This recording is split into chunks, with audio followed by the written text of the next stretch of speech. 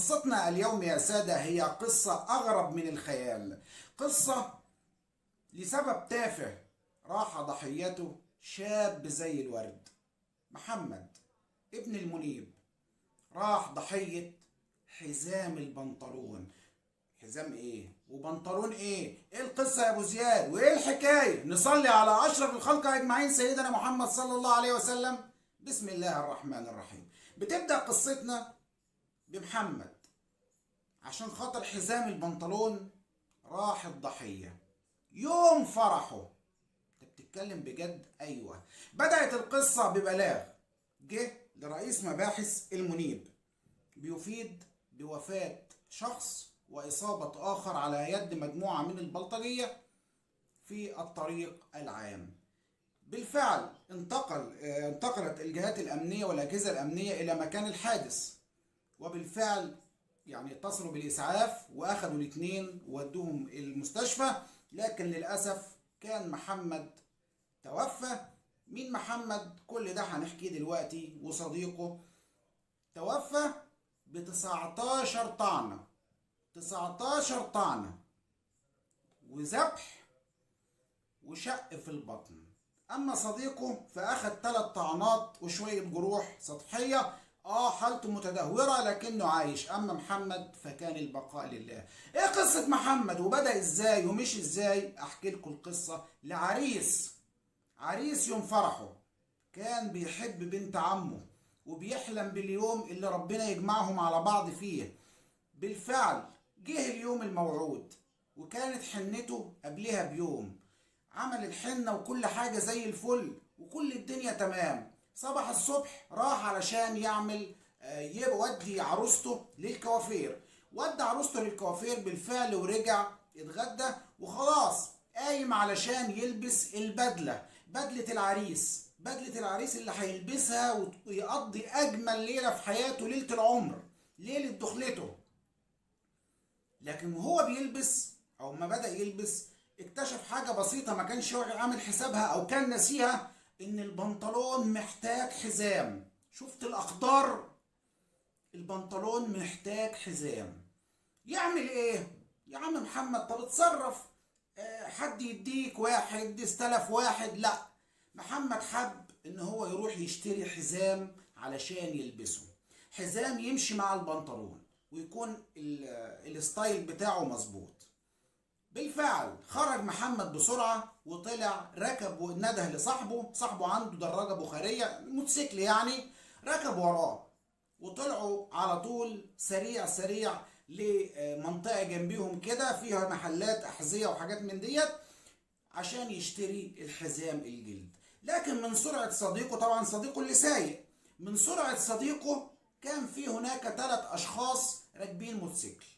طبعا دول ماشيين ودول ماشيين، بس صديق محمد بيزود كده شوية وعاوز يخلع، فراحوا خابطين في بعض وحصل نوع من التصادم بينهم وبين بعض. لكن للأسف حظه السيء ان ال3 دول شوية بلطجية، اللي هو يشر شطر، اللي هو بيقول حكوني جنب مناخيري، واخد بالك؟ اللي حصل خلاص خبطوا ببعض. نزل. طب معلش يا رجاله ما كانش غصب عني. ايه اللي غصب عنك يابا؟ هو انت مش شايف؟ هو انت ما بتشوفش؟ كل ده اتحكى بالتفصيل من الناس اللي كانت واقفه ومن الاقوال بتاعه صديق محمد في المستشفى، عشان بس الناس اللي بتقول لك انت جبت الكلام ده منين؟ انت كنت عايش معاهم والكلام الهري ده. المهم، انت مامي اللي جايبها لك، امك اللي جايبها لك، ومش امك اللي جايبها لك، مش لما تتعلم السواقه بسوق وكلام من هذا القبيل. محمد العريس قال لصديقه طب يلا بينا يا ابني، يلا احنا مش جايين نتخانق، يلا معلش يا رجال. هو اللي معلش يابا؟ هو انت مش مستعنينا؟ هو انت مستنطعنا واحنا واقفين مش مالين عينيك؟ احنا ما تعرفش احنا مين؟ فرد صديق محمد قال لهم والله ما نعرفش انتوا مين، ما تشرفناش، ما حصل لناش الشرف ان انتوا نعرفوا انتوا مين. عموما يا جماعه حصل خير. هو انت ماشي كده من غير ما تعتذر؟ ما يا جماعه انا بعتذر لكم اهو، المهم قعدوا شد وجذب على ده يزق ده، لحد ما راح واحد زائق يعني صديق محمد وقعه في الارض. فمحمد قوم صديقه وقال له بقول لك ايه، النهارده يوم فرحي وليله دخلتي وانا عايز انجز في الحوار، يلا بينا اركب موتوسيكلك ويلا بينا، والله يسهل لهم حالهم، سيبك منهم ويلا نمشي. بالفعل ركب صديقه وركب وراه محمد وجي طالع بالموتوسيكل. يروحوا التلاتة مزنقين عليه تاني، هو انت سايبنا وماشي؟ هو انت برضه مستنطعنا؟ انت قد ما تعرفش احنا مين يالا؟ وقعد يخبط على صدره كده والصدر التاني. المهم ايه، محمد قال له احنا ما نعرفوش انتوا مين يا جماعه. طبعا مسكوهم، وبعض البلطجيه او اتنين من البلطجيه مسكوا محمد وصديقه من اللياقه ونزلوهم على الارض، وبدا الشد والجذب، ده يزق ده وده يزق ده. محمد وصاحبه حسوا بالاهانه، بداوا يتشاجروا معاهم، واذا بيهم يطلعوا آلة حادة او سلاح ابيض وينهالوا على محمد وصاحبه بالطعنات اللي كانت نتيجته 19 طعنة لمحمد، وذبح في منطقة الرقبة، وبطنه اتشقت واتفتحت. اما بالنسبة لصاحبه فحوالي 3 طعنات ومجموعة من الجروح اللي هي السطحية، اللي نتيجتها انتقل محمد الى رحمة الله وصديقه في العناية المركزة. طبعا على اثر هذه الواقعة الناس واقفة بتتفرج، الناس واقفة بتتفرج. حد المفروض يعني يكون عنده الجرأة انه يقول يا جماعة معلش حصل خير ويسلك؟ لا، الدنيا المطاوي طلعت ولا الدنيا ماشية حد يكون قلبه جامد ويدخل؟ لا، كله خايف على نفسه، كله يقول انا مش هعوز نفسي يا عم، يا عم ما اللي داخل بين البصرة وقشرتها مش هينوبك الا صنتها. كل واحد واقفين يتفرجوا فقط، ما بدأوش يتحركوا الا بعد ما لقوا الدم ساح من محمد وصديقه ووقعوا على الارض، وركب الثلاثه البلطجيه الموتوسيكل بتاعهم وجريوا، وشكرا على كده. بدأ بقى النحرارة فيهم، وبدأوا يتصلوا بالأجهزة الأمنية بمركز شرطة المنيب، اللي بالفعل جم وجت الأجهزة الأمنية وطلبوا الإسعاف، وتم نقل محمد وصديقه إلى المستشفى. طبعا وبالنسبة للبلطجية تم إلقاء القبض عليهم عن طريق إرشاد أحد الموجودين في الواقعة، اللي قال أنا أعرفهم كويس، ده فلان وفلان وفلان. بالفعل تم القبض عليهم وتم تحريز الأسلحة اللي هي كانت معاهم، الأسلحة البيضاء اللي كانت معاهم، وتم إيداعهم إلى الحبس. نرجع بقى لمحمد، نرجع بقى ليوم فرحه، نرجع بقى للي رايح يجيب الحزام، اللي رايح يجيب حزام عشان بنطلونه واسع يوم فرحه. طبعا تليفون راح للحاج مصطفى ابو محمد. الو، السلام عليكم. وعليكم السلام. حاج مصطفى ابو محمد، ايوه انا ابو العريس، عقبالكم جميعا، امرني يا حبيبي. مين؟ معلش يا حاج انا اسف، محمد ابنك البقاء لله. انت بتقول ايه؟ انت بتقول ايه؟ انت مجنون؟ محمد مين اللي البقاء لله؟ محمد ابن انا، محمد ابني لسه خارج دلوقتي بيجيب حزام وجاي. الراجل تقريبا اتجنن.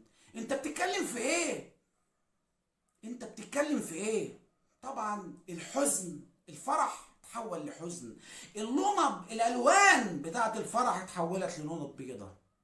الفرح والمعازيم والسرادق اللي هو الحفلة والمزيكا والكراسي والمسرح بتاع الفرح اتحول لصوان عزاء. عروسة محمد اللي كان املها يجي عليها ليلة الدخلة وتجتمع مع حبيبها، اللي وداها بالفعل الكوافير، الو تعالي يا بنت البقاء لله، ملكيش نصيب، خطيبك مات. تحول الحزن، الفرح الى حزن. قد كده قد كده يعني البني ادم سهل في وجهة نظركم؟ قد كده انتم يعني بايعين الدنيا للدرجه دي؟ قد كده انتم ما تعرفوش ربنا نهائيا؟ ده ربنا قال يعني قتل النفس دي من اكبر الكبائر، والذين يقتلون النفس التي حرم الله الا بالحق ومن يفعل ذلك يلقى اثاما يضاعف له العذاب يوم القيامه. ايه؟ على فكرة ده احساس بالدونية، احساس ان انتم مش واثقين في نفسكم، عشان كده عايزين تعملوا اي حاجة. انت ما تعرفش احنا مين؟ انت مين يعني؟ مين انتوا يعني؟ طبعا تم ايداعهم دلوقتي في الحبس، والمفروض ان الاجراءات شغالة دلوقتي، التحقيقات في انتظار الحكم الرادع لمثل هذه الاشكال ومثل هذه الاوباش ومثل هذه البلطجية اللي للأسف في كتير منهم في الشارع. شفتوا اللي حصل؟ بقى بني آدم هيفرح بليلة دخلته عشان مشوار، عشان على فكرة بتحصل كتير يا جماعة، كتير بيبقى الواحد ماشي ويخبط في ده ويعمل في ده عادي، يعني الموضوع بيعدي. لكن اللي حصل يعني محدش يصدقه ولا يتخيله عقل. ربنا كاتب لمحمد يموت في الوقت ده، ايوه تعددت الاموات، يعني تعددت الاسباب والموت واحده، ولكن لما يكون سبب زي ده يبقى لازم يكون في حكم رادع لمثل هذه الاشكال. طبعا المحاميين بتوعهم بيقول لك دي مشاجره، والمشاجره تقريبا من 3 ل7 سنوات. هل ده يعتبر حكم رادع؟ هل ده يعتبر حكم رادع لبلطجية سهل عندهم كده إراقة الدماء بتاع الإنسان؟ طبعا هنتظر رأيكم في الكومنتات، تتوقعوا يكون الحكم إيه، وإيه هو الحكم الرادع لمثل هذه الأشكال، عشان تكون رادع لكل من تسول له نفسه مثل هذه الأفعال، الفعل مثل هذه الأفعال. هنتظر رأيكم في الكومنتات إيه الحكم اللي ممكن يكون عليهم، عشان يكون يعني جه حق محمد ويبرد نار ابوه الحاج مصطفى، ويبرد نار خطيبته اللي كانت مراته يعتبر ما كتب الكتاب عليها، يبرد نار زوجته اللي ما دخلش عليها، ويبرد نار امه اللي قاعده فجأة ابنها هيلبس وهتزغرط له وهو لابس البدله، فجأة ابنك مات. دي كانت قصتنا النهارده، انتظرونا.